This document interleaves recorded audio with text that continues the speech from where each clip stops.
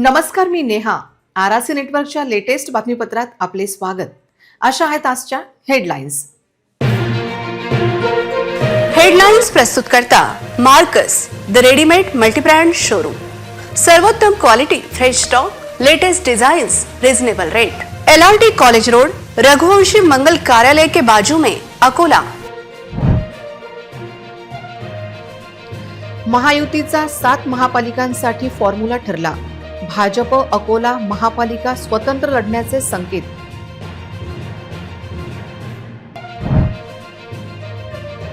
Instagram, Facebook आणि यूट्यूबवर अकोलेकरांच्या सुसाट प्रतिक्रिया. डिसेंबर महिन्यात 1 कोटी दर्शकांनी पाहिले आरआरसी नेटवर्क. आरआरसीच्या सर्व्हेमध्ये तुम्ही नोंदवले काय तुमचे मत? जनमताच्या आधारावर ठरणार महापालिकेतील नगरसेवक. अकोला शहराचा प्रत्येक भागाचा ग्राउंड रिपोर्ट केवळ आणि केवळ आरआरसीवर. प्रभाग 7 आणि 8चा ग्राउंड रिपोर्ट आणि सहभागी व्हा आरआरसीच्या सर्व्हेमध्ये. अकोला महापालिका निवडणुकीत काँग्रेस, भाजपचे स्टार प्रचारक गाजविणार. साजिद खान विरुद्ध रणधीर सावरकर की विजय अग्रवाल, सर्वांचे लक्ष. आता सविस्तर बातम्या. आता महापालिका निवडणुकांचे वेध सर्वांना लागले आहेत. 21 डिसेंबर रोजी नगर परिषद आणि नगरपंचायतीचा निकाल जाहीर होणार असून त्यापूर्वी महापालिका निवडणुकीची घोषणा होण्याची शक्यता असल्याने राजकीय पक्षाने आता आघाडी घेतल्याचे पाहायला मिळत आहे. महायुतीमध्ये असलेल्या भाजप, शिवसेना आणि राष्ट्रवादी काँग्रेस पक्षाकडून मोर्चे बांधणी सुरू असून उमेदवारांची चाचपणी सुरू आहे. अशातच आता महायुतीने राज्यातील 7 महापालिकांसाठी नवा फॉर्म्युला ठरला असल्याची चर्चा आहे. पण अकोला महापालिकेत गेल्या वेळी सर्वाधिक जागा जिंकणारी भाजपा यंदा एकला चलोरेचा नारा देऊ शकते. त्यामुळे शिंदे सेना आणि राष्ट्रवादी काँग्रेस यांची भूमिका पाहण्यासारखी असेल. मुंबई, ठाणे, कल्याण, डोंबिवली, नाशिक आणि नागपूर या 5 महापालिका निवडणुका भाजप, शिवसेना एकत्रित लढणार असून पुणे आणि पिंपरी चिंचवड महापालिका निवडणुकीसाठी राष्ट्रवादी आणि भाजप वेगवेगळे निवडणुकीच्या मैदानात असणार आहेत. असा महायुतीचा फॉर्म्युला या महापालिकांसाठी झाला असल्याची माहिती समोर आली आहे. या उलट नागपुरात भाजपची ताकद अधिक असली तरी तिथे शिवसेनेला देखील सोबत घेतले जाणार आहे. मुंबईत हेच समीकरण पाहायला मिळणार असून नवी मुंबईत संदर्भात अद्याप निर्णय झालेला नाही. महापालिका निवडणुकीसाठी उमेदवार आणि रणनीतीचा भाजपकडून नवा पॅटर्न अंमलात आणला जाणार आहे. नगर परिषद निवडणुकांमध्ये प्रभारींनी उमेदवारीपासून ते रणनीती निश्चितपर्यंत मनमानी केल्याचे समोर आले होते. याला चपराक घालण्यासाठी खलबंत सुरू झाली आहेत. भाजपच्या दृष्टीने निवडणूक येण्याची खात्री असलेल्या प्रभागात तरुण एकनिष्ठ असलेल्या उमेदवारांना संधी दिली जाणार आहे. आरआरसी न्यूजने अकोल्याच्या मूळ समस्यांना वाचा फोडली आहे. प्रत्येक अकोलेकर आरआरसी न्यूजवर 3-4 वर्षांनी होणाऱ्या महापालिका निवडणुकीविषयी आपले मत मांडत आहे. अकोलेकरांच्या सुसाट प्रतिक्रियांनी 1 कोटींचा टप्पा गाठल्याचे चित्र आहे. महापालिका निवडणुकीची चाहूल सर्वत्र लागली आहे. 3 वर्षापासून प्रशासक राज अकोल्यात आहे. असे असताना त्रस्त अकोलेकरांनी माजी नगरसेवकांबरोबर यंत्रणेवर जोरदार तोंडसूक घेतले आहे. अकोल्यातील एकमेव लोकाभिमुख न्यूज चॅनल आरआरसीच्या माझं मत आणि हॉट टॉपिकमध्ये अकोलेकरांनी स्पष्ट भूमिका मांडली. या माध्यमातून आरआरसी खऱ्या अर्थाने जनतेचा आवाज झाला आहे. अकोलेकरांचा आवाज प्रशासन, राजकारणी यांच्यापर्यंत पोहोचवण्यात आरआरसीचा सिंहाचा वाटा असल्याची प्रतिक्रिया अकोलेकरांनी दिली. अभी तो 6 साल से मुझे पता ही नहीं था मेरा नगर सेवक कौन है. आज आया वो 2 परसों. क्या लगा आपको कि इलेक्शन के लिए प्रचार के लिए आया वो. अब आपको क्या लगता है कि जो नई और जो सिटी बस चालू हो रही, कब चालू हो रही है? या पूरा अकोला मरने बाद भी चालू सिटी बस. काय सिटी बस वो MIDC में धूल खारी धूल, वो बनती नहीं और चालू होती नहीं. वो अब कुछ ने प्रस्ताव रखा नहीं, पर 26 तारीख को ऐसा लग रहा है कि झंडा वंदन करेंगे तब वो सिटी बस को हरी झंडी दिखाएंगे. ऐसा तो ऐसा अकोला के नागरिक को लग रहा है. वार होता ही नहीं ना, पैसेच खायला पुरे. अकोल्यात काहीच नाही. बीजेपीनं पुरं अकोलाच खलास करून टाकेलं आहे. चुकीचं सर्रास पुरे अकोल्यातच चुकीचं काम चालू आहे. महानगरपालिकेचे जेवढे डाबके रोडचं काम चालू आहे, पुरे बीजेपीचे ठेकेदार सगळे ऑलरेडी दिवसभर तिथंच असतात. पुरं चुकीचंच काम चालू आहे. ते अकोल्यात काहीच नाही. बीजेपीनं पुरं अकोलाच खलास करून टाकेलं आहे.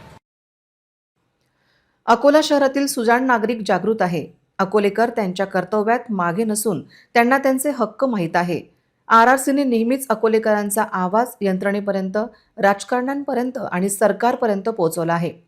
महापालिका निवडणुकांची चाहूल लागताच अकोलेकरांचे मूळ मुद्दे काय आहे त्याची चाचपणी आरआरसी करत आहे. यासाठी माझं मत हॉट टॉपिक सोबत आवाज जनतेचा या माध्यमातून अकोलेकरांचा आवाज आरआरसीने बुलंद केला आहे. सोशल मीडियावर आरआरसीच्या या लोकाभिमुख कार्यक्रमावर हजारो लाईक आणि शेकडो कॉमेंट पडत असून अकोलेकरांनी इंस्टाग्राम, फेसबुक आणि यूट्यूबवर अकोलेकरांच्या मतांचा आदर केला आहे. या मुलाखतींना 1 कोटी लोकांनी पाहिले असून हा आकडा दिवसांदिवस लाखोंनी वाढता आहे. जीवनदाय येणाऱ्या माणसापासून जो मेलेला माणूस आहे त्याच्यापर्यंत हा त्रास होऊन राहिला सर. आता आज मी माझ्या बहिणीला डिलिव्हरीसाठी तिकडून असं फिरून नेलो, तिला त्रास होऊन राहिला होता, पाय पण बाहेर आला होता बाळाचा. आणि माणूस मरते तर तसंच ठेवावं लागते ते लास, आणि गेट उघड्याची वाट पाहायला लागते. म्हणजे ते इतकी गर्दी होते तिकडे, एका लग्नाचं वराड इकडे आणि एका लग्नाचं वराड तिकडे असते म्हटलं. एवढा त्रास होऊन राहिला. चिले पिले आमची निरा त्याचे शाळे वेळेवर पोहोचत नाही कधीच. खूप त्रास होऊन राहिला मॅडम. तुम्ही सांगा सरकारले हे करून टाका म्हणा. हा पूल अर्ध इथं बांधलं, अर्ध तिथं बांधलं, तिथून उड्या मारायच्या काय आम्ही ते अर्ध तिथं बांधून ठेवलेलं आहे. हे पूल काय शोकेससाठी ठेवले, याच्या झाडं लावा ना म्हणा. मग आता शोकेससाठी असतील तर, आणि मतदान आले की तुम्ही येता आणि मतदान झालं की चालले जाता. दिलं ना तुम्हाला, निवडून दिलं ना, मग करा ना म्हणणं हे काम. आता आमच्यासाठी करू राहिली की नाही तुम्ही एवढी मोठी कोशिश, या आमच्यासाठी जीवतोड मेहनत घेता की नाही तुम्ही. मग हे आमच्या न्यूज आपल्या नगरवासी आहे काय, म्हैसांग मूर्तिजापूर तिकडले लोकांचाही मार्ग हाच आहे मॅडम. ते गोंगशी मुंगशी शिक्षक लोक इकडे राहतात, त्यांची शाळा आहे तिकडे खराब वगैरे, त्यांनी खूप त्रास आहे. तिकडून विद्यार्थी छोटे छोटे, त्यांनी खूप त्रास आहे याचा जायचा. हे लवकर करायला लावा बस. आणले मी हात जोडून विनंती करतो सगळ्या लोकांची. आणि रोड तर इतका खराब आहे, काहीच चॅलेंज नाही. रोज 2-3 लोक पडतातच. इतके डबके साचतात पाणी येताना, तुम्हाला काय सांगू. आणि ते डबक्याचं काय होते, मग ते पुरा धुळला होऊन जाते. पाणी गेलं की पुरा धुळला उडते, इकडे तिकडे पुरा धुळला दिसते, बाकी काहीच नाही दिसेन तुम्हाला. आणि रोड तर इतका खराब आहे, काहीच चॅलेंज नाही. रोज 2-3 लोक पडतातच. स्लीप होऊन, हे होऊन ते होऊन. थोडंफार नाल्यांची व्यवस्था आहे का इकडे? आता हे पानं, हे नाली आहे इथं, पकाशी नाली आहे इथं व्यवस्था. एखादी सिटी बस असो किंवा बस असो किंवा ट्रॅक्टर असो, तो आमच्या दापकी रोडच्या रोडवरून जात नाही. दापकी रोडचा विकास झाला की नाही, युवांकडून आपण जाणून घेऊया. काय वाटतं तुम्हाला, इथे विकास झाला की नाही झाला? विकास झाला, पण खूप छोट्या प्रमाणात झालेला आहे इथं विकास. म्हणजे आपला जो रोड आहे तिथं, म्हणजे एखादी सिटी बस असो किंवा बस असो किंवा ट्रॅक्टर असो, तो आमच्या दापकी रोडच्या रोडवरून जात नाही. आणि गाड्या वगैरे जो होत आहे तर आम्हाला पोल्युशनचं पण खूप हे होत आहे, त्रास होत आहे आणि सर्वच प्रकारचा त्रास होत आहे. आरआरसी नेटवर्क महापालिका निवडणूक सुरू होण्यापूर्वीच महापालिकेचे संभाव्य उमेदवार कोण याची पाहणी सुरू केली आहे. यूट्यूबवर हा सर्व्हे सुरू झाला असून शेकडो लोकांनी यात सहभाग नोंदविला आहे. आज अकोला महापालिकेच्या प्रभाग 7 आणि 8चा सर्व्हे आज सुरू होईल. तेव्हा तुम्ही पण तुमचा उमेदवार कोण असेल हे निश्चित करा. सन 2017 मध्ये शेवटचे महापालिका इलेक्शन झाले होते. त्यानंतर 2022 मध्ये इलेक्शन लागणे गरजेचे होते. पण कोरोना काळात आणि इतर राजकीय घडामोडी, आरक्षणाचा मुद्दा, त्यानंतर आता थेट 2025-2026 मध्ये महापालिकेचे इलेक्शन होणार आहे. तेव्हा गेल्या 3-4 वर्षात अकोलेकरांना प्रभागात काम करणारे काही जनसेवक होते. ते तुमचे नगरसेवक होणार आहे काय असा प्रश्न उपस्थित होत आहे. तेव्हा 2017 मध्ये असलेले नगरसेवकच प्रभाग 7 आणि 8 मध्ये पुन्हा तुम्हाला पाहिजे आहे की नको याचा यूट्यूबवर सर्व्हे सुरू झाला आहे. त्यात तुम्ही नक्की सहभागी व्हा. हा सर्व्हे केवळ आपले योग्य उमेदवार, लोकांच्या आवडीचा नेता यासाठीचा आहे. लोकांच्या मनातील आणि यूट्यूबवर मतदान करणार आहे त्यांच्या मनातील हे नेते आहे. अकोला महापालिकेच्या प्रभाग क्रमांक 7 मध्ये स्थानिक पातळीवर काय परिस्थिती आहे याचा शोध आरआरसीने घेतला आहे. आमच्या प्रतिनिधी नेहा पाटील यांनी थेट ग्राउंड रिपोर्टिंग करत प्रभागातील वास्तविकता तुमच्यापर्यंत आणली आहे. तेव्हा पाहू प्रभाग 7 मध्ये काय परिस्थिती आहे याचा सविस्तर आढावा.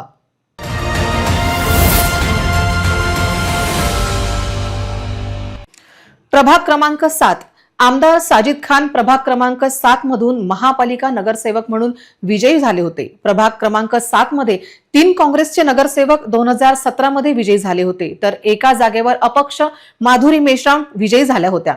27,000 लोकसंख्या असलेला हा प्रभाग तारफैल, मोहतामील चाळ, नाजूक नगर, इक्बाल कॉलनी, लहरिया नगर, विजयनगर, कृषी उत्पन्न बाजार समिती, फिरदौर कॉलनी, गौडीपुराचा काही भाग आदींचा समावेश या प्रभाग क्रमांकामध्ये येतो. प्रभाग क्रमांक 7च्या अ भागातून काँग्रेसच्या सुवर्णलेखा जाधव विजयी झाल्या होत्या. त्यांनी किरण मेश्राम यांचा पराभव केला होता.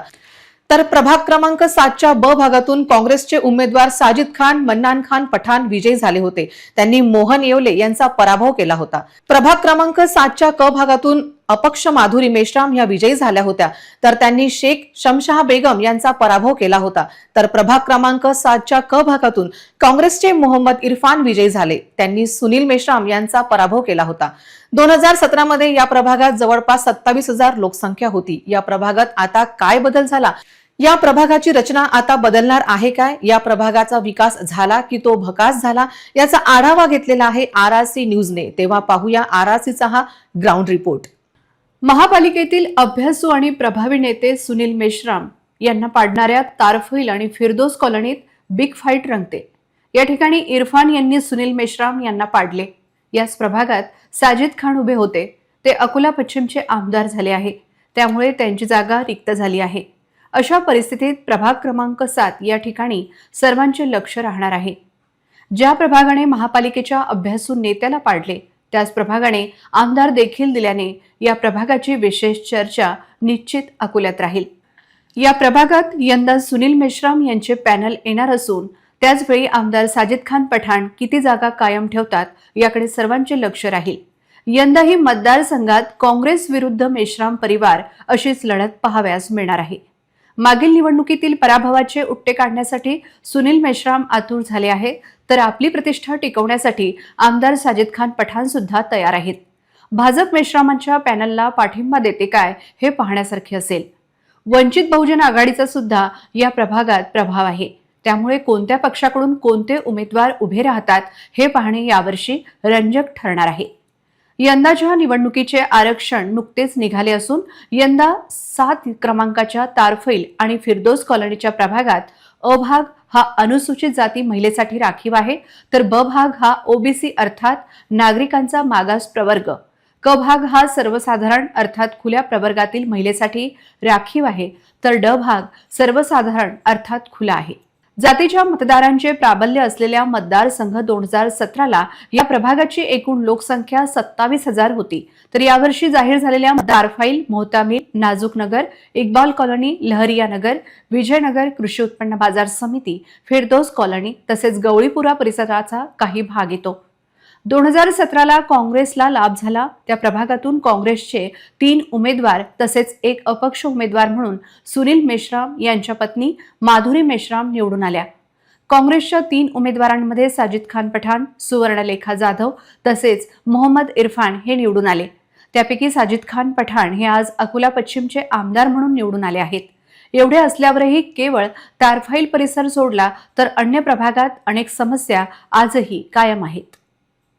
आता इथून स्टार्टिंग करूया की नेमका प्रभाग क्रमांक 7 आपण आहोत कृषी उत्पन्न बाजार समितीच्या जवळ आहोत आणि इथे तर सगळी व्यवस्था अगदी ठीक आहे. माझ्या उजव्या बाजूला माझे कॅमेरा पर्सन दाखवत आहे की इथल्या रोडची अवस्था सध्या कशी आहे.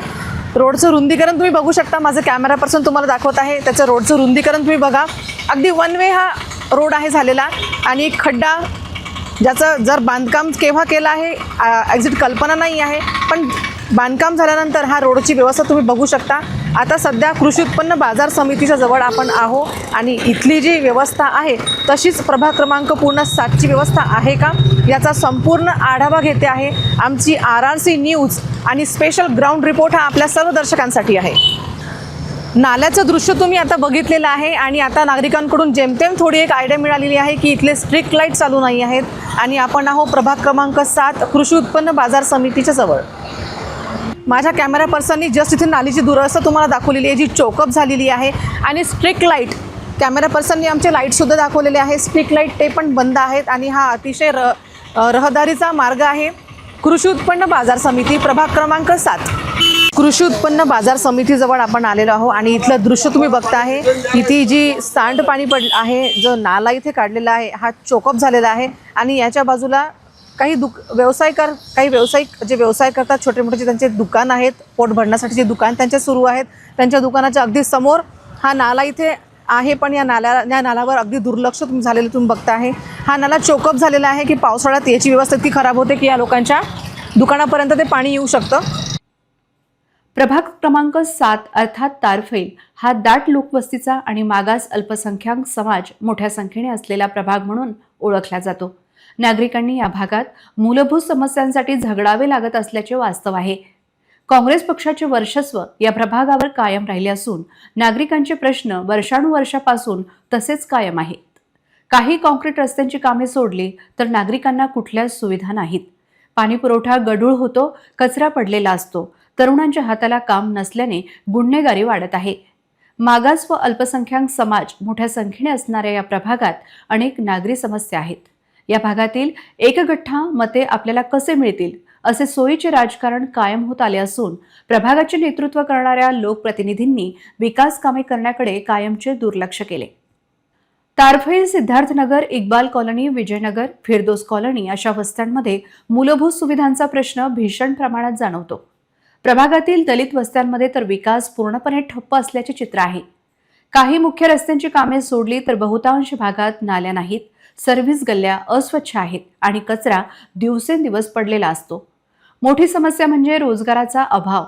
तरुण वर्ग मोठ्या प्रमाणात बेरोजगार असून लहान सहान कामांवर उदरनिर्वाह करीत आहेत. नागरिकांच्या मते आमच्या समस्या कोणी सोडवायचे सोडा, ऐकायलाही कोणी तयार नाही. महापालिकेची घंटागाडी काही भागात आठवडाभरातून एकदाच फिरते तर अनेक ठिकाणी कचरा उघड्यावरच टाकला जातो. मनपा हद्दीत समावेश होऊन कित्येक वर्ष लोटली, पण विकास कामांपासून हा भाग कोसो दूर असल्याचे चित्र आहे. 2017च्या निवडणुकीतील चित्र महापालिकेच्या 2017 साली झालेल्या निवडणुकीत प्रभाग 7 मधील एका जागेवर अपक्ष तर 3 जागांवर काँग्रेस पक्षांचे उमेदवार विजयी झाले आहेत.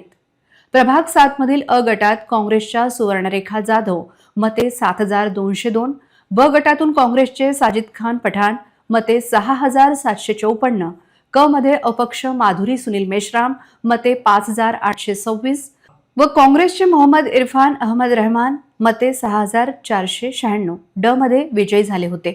प्रभागात मागास व अल्पसंख्याक समाजाचे मोठ्या प्रमाणावर मतदार असल्याने येथे काँग्रेसला कल मिळत आला आहे.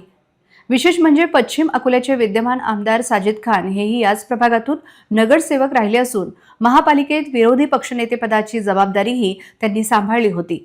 तरीही प्रभागातील विकास कामे अपेक्षेप्रमाणे झाली नाहीत.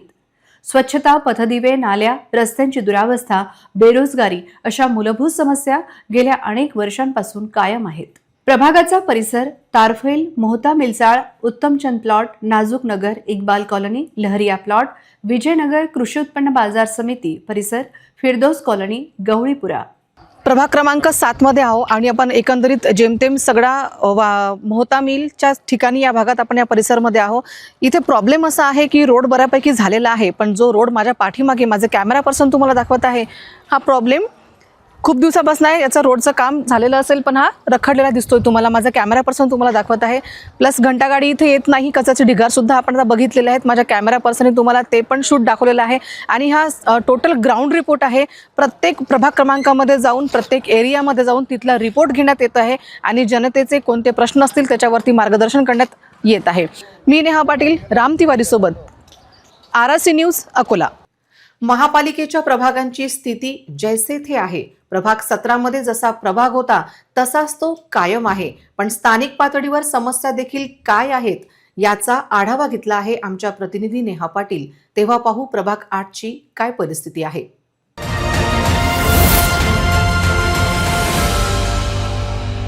प्रभाग क्रमांक 8 जुने शहरातील प्रभाग क्रमांक 8 मध्ये अर्थात डाबकी रोड भागात डाबकी रोड, सुकापूर, तपलाबाद, अक्कलकोट, गजानन नगर, आश्रयनगर, लक्ष्मीनगर, अयोध्यानगर, सोपीनाथ नगर, RTPS, नागेवाडी, वाकापूर, भागवतवाडी या एरियाचा समावेश होतो. 27,000 लोकसंख्येच्या या प्रभागात 4ही जागांवर 2017 मध्ये भाजपचा दबदबा होता. या मतदारसंघात आता मोठा बदल झाला आहे. विकासाच्या पाऊलखुणा या प्रभागात कुठपर्यंत पोहोचल्या आहेत असा प्रश्न सामान्य जनतेच्या मनात आहे. प्रभाग क्रमांक 8 मध्ये अ भागातून तुषार भिरड यांनी विजय संपादित केला होता. त्यांनी भारत बुडकुले यांना हरविले, तर प्रभाग क्रमांक 8 च्या ब भागातून अर्चना राजेश काडे यांचा पराभव करत रंजना विंचणकर ह्या विजयी झाल्या होत्या.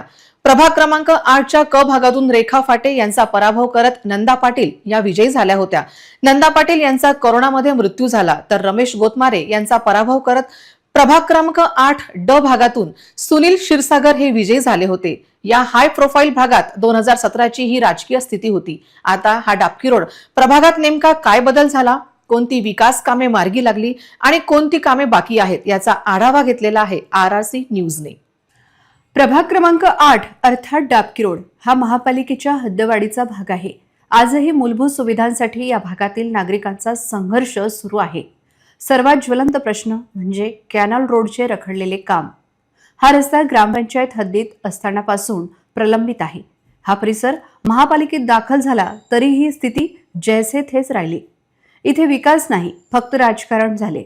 निवडणुकांमध्ये सर्वच पक्षांनी श्रेयवादाच्या राजकारणासाठी कॅनॉल रस्त्याचा मुद्दा वापरला, आश्वासने दिली, भूमिपूजन केले, फोटो सेशन झाले, पण प्रत्यक्ष काम मात्र कोणत्याही पक्षाने केले नाही. यंदा या प्रभागाचे आरक्षण नुकतेच निघाले.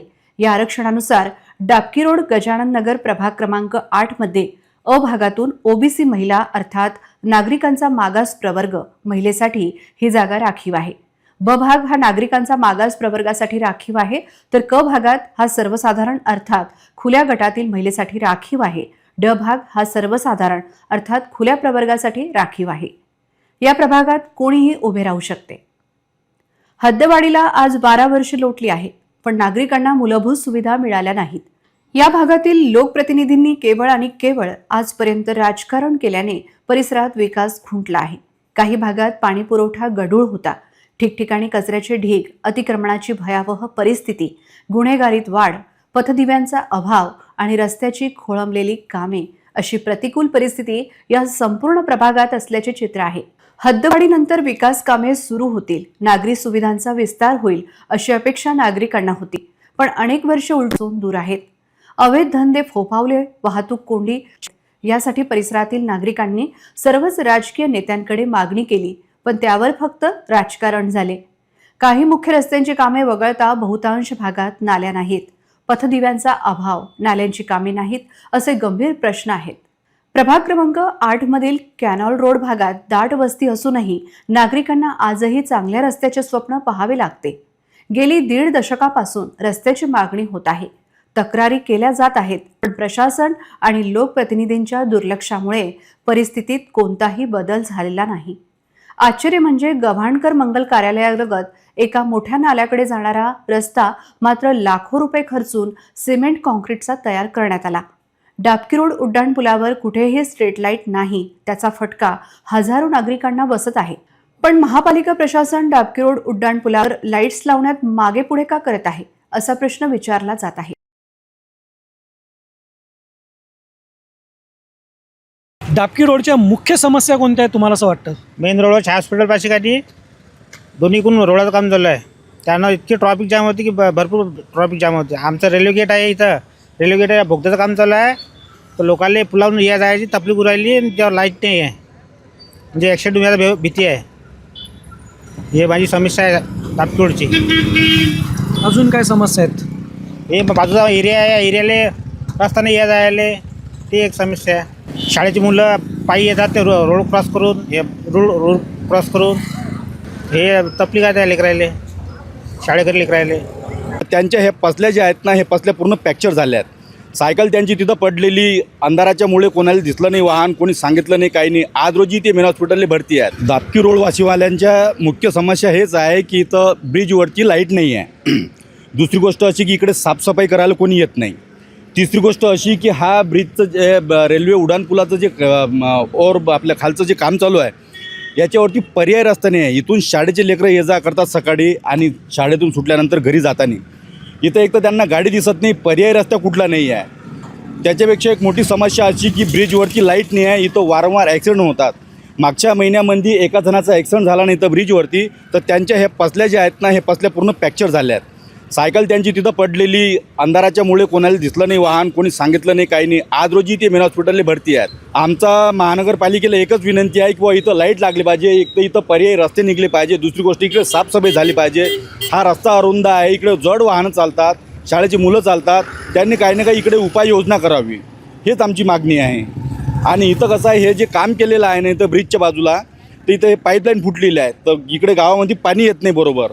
तिसरी गोष्ट अशी की यांनी पर्याय रस्ता काढून द्यायला पाहिजे. आमची सगळ्यात मोठी एकच मागणी आहे की यांनी पर्याय रस्ता काढून द्यावा, की बा जेणेकरून सायकल घेऊन तरी कोणाला ये जा करायच्यासाठी एक पर्याय रस्ता निघाला पाहिजे. हीच आमची शासनाकडे एक विनंती आहे. तिकून ट्रेन येते आणि आम्हाला माहिती नसते तिकून ट्रेन आली तर आमच्या जीवासाठी हे खूप घातक आहे. एक स्टूडेंट के साथ में उनकी मम्मी साथ में है और यहाँ पे जो दिक्कतें जा रही इन्हीं की ज़ुबानी हम जानना चाहेंगे. या रोडमुळे आम्हाला खूप त्रास होते. आम्हाला जे स्कूलमध्ये जावं लागते सकाळी सकाळी आणि त्यामुळे हा रोड बंद असतो आणि गाड्यांनी तर वरून जावं लागते, पण पैदलवाल्यांसाठी खूपच त्रास होत आहे. आणि छोट्या छोट्या मुलांना सायकल्सने जावं लागते आणि मागे एवढ्या दुरून जाऊन तिथून जाऊन पुलावरून समोर जाणे आणि समोरून इथपर्यंत मागे येणे आणि मागून पुन्हा जाणे, त्यामुळे छोट्या मुलांना बॅगचं ओझं होते आणि सायकल पण त्यांना जळ जाते आणि त्यांची एवढी हालत पण नसते की एवढं ओझं कॅरी करून जावं. यामुळे आम्हाला खूपच त्रास होत आहे. आणि कधी गेट बंद असते आणि आम्ही अचानक जातो, तिकून ट्रेन येते आणि आम्हाला माहीतही नसते तिकून ट्रेन आली तर आमच्या जीवासाठी हे खूप घातक आहे. त्यासाठी आम्हाला असं वाटते की बा हा रोड आमचा जसा पहिले होता तसाही राहिला तरीही चालेल, कारण काही ना काही तर करावंच लागेल. कोणीतरी पटकन हालचाल करावं आणि आम्हाला याच्यावर ह्या गोष्टी आमच्या प्रॉब्लेम्स जे आहेत हे आमचे सॉल्व्ह करावं असं आमचं म्हणणं आहे. लाईन पण नाही आहे इकडे, अंधार खूप जास्त ब्रिजवर. हो, ब्रिजवर लाईट पण नाही आहे. रात्री आता आम्हाला इथून शाळेतून जायला कधी कधी अंधार पडतो आणि जाता जाता इथे लाईट पण नसतो, त्यामुळे आम्हाला खूपच अडचण जाते, कारण की खालचं काहीच दिसत नाही. इकडूनही लाईट नाही आहे आणि त्या साईडनं सुद्धा लाईट नाही आहे, दोन्हीकडून नाही आहे. रात्रीचे तर खूपच वांदे आहेत. कामावरचे लोक जरी रात्री घरी आले तर त्यांना लाईट नसतो आणि दिसत सुद्धा नाही, त्यामुळे लाईटचाही खूपच हे आहे. पाच असा झाला अकोला शहराची महानगरपालिका म्हणजे विचित्र महानगरपालिका आहे. ना येली ना बेली अशी परिस्थिती या शहराची झालेली आहे. विशेष म्हणजे जो भाग आहे दापकी रोड हा पक्का BJPचा आहे. पहिले तर वातावरण त्यानं खराब केलं होतं तर म्हणून हे अशी परिस्थिती झाली आहे. निवडून आला विशिष्ट समाजाचा माणूस, हे या लोकांच्या जाणं, हे जे नगरसेवक आहेत या शहराचे, या जे BJP निवडून दिले उमेदवारांनी निवडून दिले, म्हणजे जे पब्लिकनं निवडून दिलेले लोक आहेत, हे काही काम करत नाहीत. ज्या बैठ्या छोट्या व्हा बैठा रोठ्या. पुढचा जो नगरसेवक असायला पाहिजे तो कसा असायला पाहिजे, तुमचं काय मत आहे त्याच्याबद्दल? नगरसेवक कोणत्याही पक्षाचा घेतला तर पहिले आवक जमा करते, काम करतच नाही ते, म्हणजे सगळ्या खोट्याचाच बाजार आहे हा. हे विचित्र झालेलं काम आहे ना. कारण हे काय करते, 1 लाख द्या, 10,000 तुम्ही घ्या, 10,000 मी घेतो, जय भीम जय भारत. यार मुली नाही देऊन राहिले या शहरात. मुली खाऊन की या शहरात धुळला. परिस्थिती इतकी बिकट झाली या शहराची की या शहरातून लोक अमरावतीत राहायला चालले. यार मुली नाही देऊन राहिले या शहरात. मुली खाऊन की या शहरात धुळला माती. आज परिस्थिती कशी झालेली आहे. या रोड 100चे 60 आहेत. हा रोड आता बनवलेला रोड आहे. 8 दिवस नाही झाले, 1 महिना 6 महिने झाले, अर्धे गड्डे पडेल आहे त्याला. कचऱ्यामुळे आरोग्य धोक्यात. संपूर्ण प्रभागात कचरा साचण्याची समस्या तीव्र आहे. घंटागाडी अनियमित येते, काही भागात कधीच येत नाही. परिसरात कचऱ्यांचे ढीग रस्त्याच्या कडेला दिसतात. मच्छर, दुर्गंधी आणि आजारांचा धोका वाढला आहे. महानगरपालिका प्रशासनाच्या उदासीनतेबद्दल नागरिकांमध्ये संताप वाढलेला आहे. पथदिवे नसल्याने अंधार. अनेक रस्त्यांवर पथदिवेच नाहीत किंवा लावले गेलेले दिवे बंद आहेत. अंधाराचा फायदा घेऊन चोरीच्या घटना होतात. महिलांना रात्री प्रवास करणे कठीण झाले आहे. प्रशासनाने या प्रश्नाकडे कधी लक्ष दिले नाही अशी टीका नागरिक करतात. जिथे कोणीही राहत नाही तरीही कॉन्क्रीट रस्ता तयार करण्यात आला. दाट वस्तीतील हजारो नागरिक समस्यांनी त्रस्त असताना निर्जन भागात रस्ता करणारे निर्णय कोणाच्या हितासाठी असेही नागरिक विचारत आहेत. इच्छुकांची संख्या मोठी. या प्रभागात इच्छुकांची संख्या मोठी आहे. भारतीय जनता पार्टीचे वर्चस्व या प्रभागात राहिलेले आहे. भाजपाकडून तिकीट मिळवण्यासाठी काही विद्यमानांसह अनेक इच्छुकांनी मोर्चे बांधणी सुरू केली आहे. काहींना डच्चू मिळू शकतो तर काहींना संधी, अशा चर्चा आता जोर धरत आहेत. इतर पक्षातही तिकीट मिळवण्याच्या हालचालींना वेग आला आहे. अपेक्षित कामे झाली नाहीत अशी नाराजी नागरिक स्पष्टपणे व्यक्त करत आहेत. मूलभूत सुविधांसंदर्भात कोणतेही लक्षणीय बदल न झाल्याने नागरिकांच्या रोषाचा निवडणुकीत कोणाला फटका बसेल हेही पाहणे महत्त्वाचे ठरणार आहे. 2017च्या निवडणुकीतील चित्र महानगरपालिकेच्या 2017 साली झालेल्या निवडणुकीत भारतीय जनता पार्टीचे 4ही उमेदवार विजयी झाले होते. प्रभाग 8 मधील अ गटात भाजपचे तुषार महेंद्र भिरड मते 4380, ब गटातून रंजना सागर मते 3231, ड गटातून निवडून आले होते. उमेदवारांना मिळालेल्या मतदानावर नजर टाकल्यास गेल्या निवडणुकीत भाजप, वंचित आणि शिवसेना या पक्षांच्या उमेदवारांमध्ये चुरस होती. प्रभाग क्रमांक 8चा असा आहे प्रभागातील परिसर: लक्ष्मीनगर, सरस्वतीनगर, कॅनल रोड परिसर, बालाजीनगर, गजानन नगर, आश्रयनगर, अन्नपूर्णा माता मंदिर परिसर, जाजूनगर, उदयनगर. मी नेहा पाटील, राम तिवारी सोबत, RRC न्यूज, अकोला.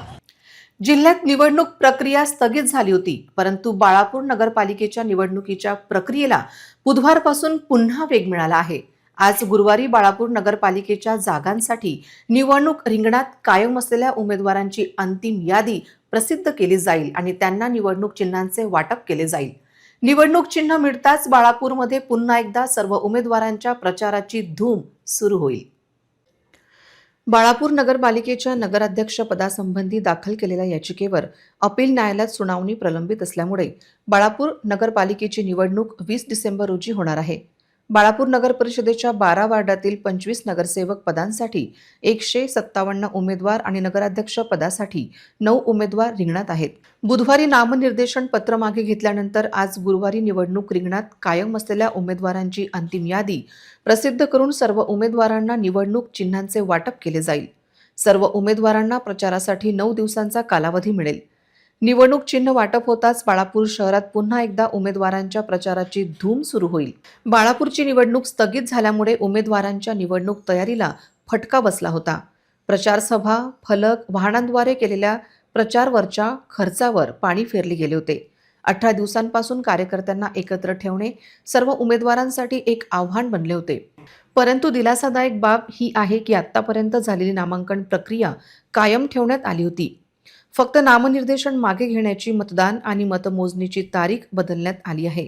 20 डिसेंबर सकाळी 7:30 ते सायंकाळी 5:30 पर्यंत मतदान प्रक्रिया होईल, तर 21 डिसेंबरला मतमोजणी होईल.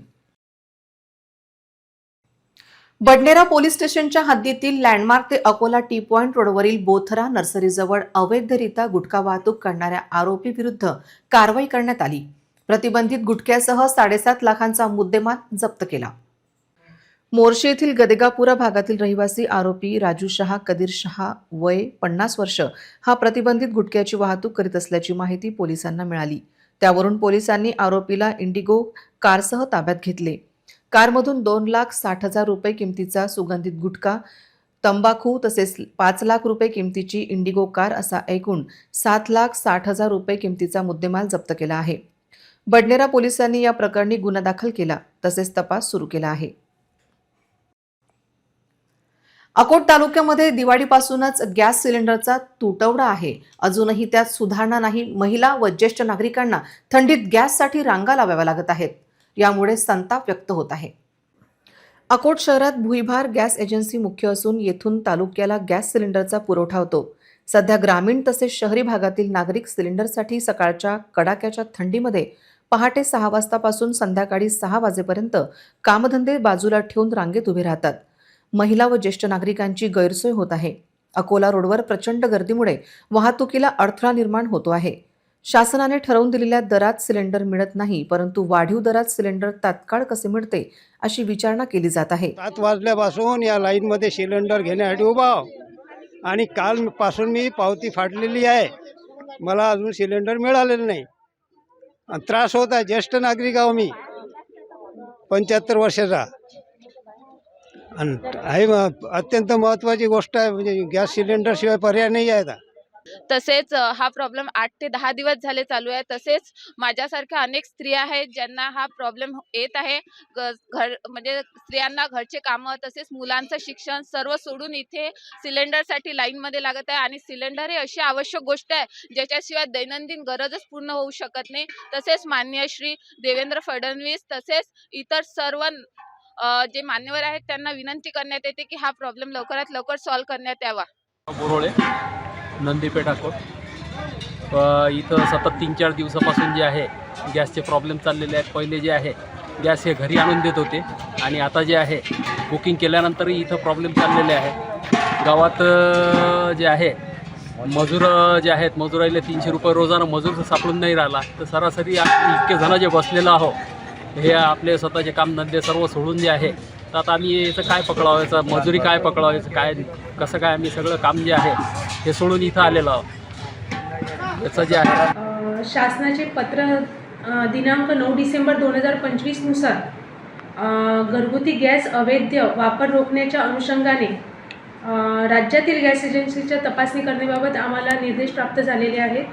तसेच अकोट तालुक्यात गॅसचा पुरवठा म्हणजे तुटवडा कमी प्रमाणात होत असून नागरिकांची गैरसोय होते. याबाबत तोंडी तक्रारी प्राप्त झालेल्या आहेत. त्यानुसार गॅस एजन्सीची तपासण्या करून जर काही दोष आढळले तर गॅस एजन्सीवर निश्चितच कारवाई करण्यात येईल. महिला व नागरिक गॅस एजन्सीवर रोष व्यक्त करीत आहेत. पुरवठा विभागाच्या अधिकाऱ्यांनी अकोट शहरात टंचाई निर्माण झाल्याचे मान्य केले, परंतु ग्राहकांवर अन्याय होत असेल तर संबंधितांवर कारवाई करू असे सांगितले. तर ही परिस्थिती 15 दिवसात सुधारेल असे भुईभार गॅस एजन्सीचे सुधाकर भुईभार म्हणाले. शहराला स्वच्छ अकोला, सुंदर अकोलाचे स्वप्न दाखवले जात असले तरी प्रत्यक्षात शहराची परिस्थिती त्याच्या पूर्ण उलट दिसून येत आहे. महापालिका निवडणुकीची धामधूम सुरू असताना शहरातील अनेक भागांमध्ये घनकचऱ्याचे प्रमाण वाढताना दिसत आहे. मुख्य रस्त्यांपासून गल्लीबोड्यापर्यंत कचऱ्याचे ढीग, उघडी ड्रेनेज सिस्टम आणि दुर्गंधी यामुळे नागरिकांची प्रचंड हालअपेष्टा होत आहेत. महापालिकेच्या निष्क्रियतेविषयी नागरिक नाराजी व्यक्त करीत आहेत. स्वच्छतेच्या नावाने फक्त घोषणाबाजी करण्यात येते, प्रत्यक्ष काम मात्र होत नाही अशी टीका होत आहे. नागरिकांच्या आरोग्याला गंभीर धोका निर्माण झाला असून डासांचा प्रादुर्भाव वाढल्याने डेंग्यू, मलेरिया यासारख्या आजारांचा धोका अधिक तीव्र झाला आहे. प्रशासनाचे समस्यांकडे दुर्लक्ष असल्याची भावना नागरिकात निर्माण झाली आहे. कचरा संकलनाची गती मंदावते. नियमित साफसफाई न होणे आणि मनपा प्रशासनाकडून योग्य समन्वयाचा अभावामुळे शहरातील स्वच्छतेची स्थिती दिवसांदिवस बिकट होत चालली आहे. निवडणुकीच्या पार्श्वभूमीवर शहर सुंदर दिसावे अशी अपेक्षा असताना अकोला मात्र स्वच्छतेच्या समस्येत अडकलेला दिसत आहे. नागरिकांनी तत्काळ उपाययोजना व जबाबदार प्रशासनाची मागणी आक्रमकपणे केली आहे. आगामी नगरपालिका निवडणुकीत सर्व राजकीय पक्षांच्या स्टार प्रचारकांची भूमिका महत्त्वाची असणार आहे. ज्या स्टार प्रचारकांच्या खांद्यावर नगरपालिका निवडणुकीची जबाबदारी होती त्याच स्टार प्रचारकांवर पुन्हा एकदा नगरपालिका निवडणुकीची जबाबदारी सोपवली जाईल असे दिसून येत आहे. अकोला जिल्ह्यातील 5 नगरपालिका आणि 1 नगरपंचायतीची निवडणूक पार पडली आहे, तर बाळापूर नगरपालिकेची निवडणूक 20 डिसेंबरला होत आहे. भारतीय जनता पार्टीकडून आमदार रणधीर सावरकर आणि आमदार संजय कुटे यांनी स्टार प्रचारकाची जबाबदारी सांभाळली. शिवसेना शिंदे गटकडून माजी आमदार गोपीकिशन बाजोरिया, माजी आमदार विप्लव बाजोरिया आणि माजी आमदार नारायण गव्हाणकर यांना जबाबदारी देण्यात आली होती. शिवसेना उद्धव ठाकरे गटकडून आमदार नितीन देशमुख यांनी एकट्याने बाजू सांभाळली. राष्ट्रवादी काँग्रेसकडून माजी मनपा सभापती व महानगर अध्यक्ष विजय देशमुख यांनी प्रचार केला होता. वंचित बहुजन आघाडीकडून वंचितचे सर्वेसर्वा ॲडव्होकेट प्रकाश आंबेडकर, सुजात आंबेडकर आणि इतर पदाधिकाऱ्यांवर वंचितची जबाबदारी असेल. या सर्व स्टार प्रचारकामध्ये काँग्रेसचे स्टार प्रचारक साजिद खान पठाण यांच्याकडे सर्वांचे मोठे लक्ष असेल. आमदार साजिद खान पठाण यांनी अनेक वर्षानंतर अकोला पश्चिममध्ये काँग्रेसचा झेंडा फडकवला आहे. साजिद खान पठाण अनेक वर्षे महानगरपालिकेत नगरसेवक राहिले आहेत. या सर्व स्टार प्रचारकांच्या अनुभवाचा लाभ महानगरपालिका निवडणुकीत उभे राहणाऱ्या सर्व उमेदवारांना मिळू शकतो. परंतु त्याआधी नगरपालिका निवडणुकीत काय होते याकडे सर्वांचं लक्ष लागले आहे. विशेषतः भाजपचे रणधीर सावरकर आणि काँग्रेसचे आमदार साजिद खान पठाण यांच्यात या महापालिका निवडणुकीत आपल्या समर्थकांना निवडून आणण्याची आणि मनपात आपापल्या पक्षांचा झेंडा फडकवण्याची मोठी जबाबदारी असेल. महानगरपालिका निवडणुकीची घोषणा अजून झाली नसली तरी आत्तापासूनच सर्व इच्छुक उमेदवार आपल्या राजकीय नेत्यांकडून मोठ्या अपेक्षा ठेवून आहेत. यवतमाळ जिल्हा मध्यवर्ती बँकेत कोट्यवधी रुपयांचा आर्थिक गैरव्यवहार झाल्याचा गंभीर आरोप राज्याच्या हिवाळी अधिवेशनात घुमला आहे. हा मुद्दा उपस्थित केला आहे आमदार बाळासाहेब मांगुळकर यांनी. यामुळे संपूर्ण जिल्ह्यात खळबळ उडाली आहे. आमदार मांगुळकर म्हणाले, जवडा, फुलसावंगी, चापंब बाजार, पुसद, दिग्रस व आर्णी या शाखांमध्ये मोठ्या प्रमाणात अनियमितता झाली आहे. अनुदानाची रक्कम व्याजाने देऊन नंतर तीच पुन्हा ठेवीत दाखवण्याचा प्रकार म्हणजे सावकारी पद्धत बँकेनेच राबवली असल्याचा त्यांचा आरोप आहे. पुसद विभागातच 18 कोटींचा घोटाळा समोर आला असून बँकेची आर्थिक स्थिती अतिशय बिकट झाल्याचे त्यांनी सांगितले. बँकेतील बोगस पदभरती तसेच सीईओची अनुकंपावर नियुक्ती हा आणखी एक गंभीर मुद्दा त्यांनी सभागृहात उचलला. नियमांचा फज्जा उडवून हा कारभार कसा काय चालतोय असा प्रश्नही त्यांनी सरकारला थेट विचारला. आमदार मांगुळकर यांनी या संपूर्ण प्रकरणाची SIT मार्फत चौकशी करण्याची जोरदार मागणी केली. तसेच विद्यमान संचालक मंडळ तत्काळ बरखास्त करावे अशीही मागणी त्यांनी सभागृहात केली. सरकार काय निर्णय घेणार याकडे सर्वांचे लक्ष लागले आहे. यवतमाळ जिल्हा मध्यवर्ती सहकारी बँकेत गेल्या काही वर्षापासून चालू असलेल्या आर्थिक गैरव्यवहाराच्या घटनेबद्दल गंभीर विषय असून या बँकेचे ग्राहक, सभासद, शेतकरी सगळे डळमळीत झालेले आहे. अध्यक्ष महोदय, बँकेच्या अनेक शाखामध्ये जवळा, फुलसांगी, जामबाजार, दिग्रस, आर्णी, पुसद येथे मोठ्या प्रमाणात गैरव्यवहार झाला असून जवळपास 100 कोटीच्या वर इथे या आरो समितीमध्ये गैरव्यवहार झालेला आहे. पुन्हा एक नजर टाकूया आजच्या प्रमुख घडामोडींवर. हेडलाईन्स प्रस्तुत करता Marcus the readymade multibrand showroom. सर्वोत्तम quality, fresh stock, latest designs, reasonable rate. LRT college road, Raghuvanshi Mangal Karyalaya के बाजू में, अकोला.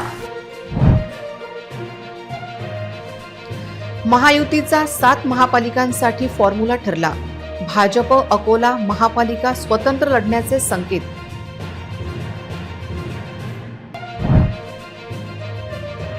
इंस्टाग्राम, फेसबुक आणि यूट्यूबवर अकोलेकरांच्या सुसाट प्रतिक्रिया.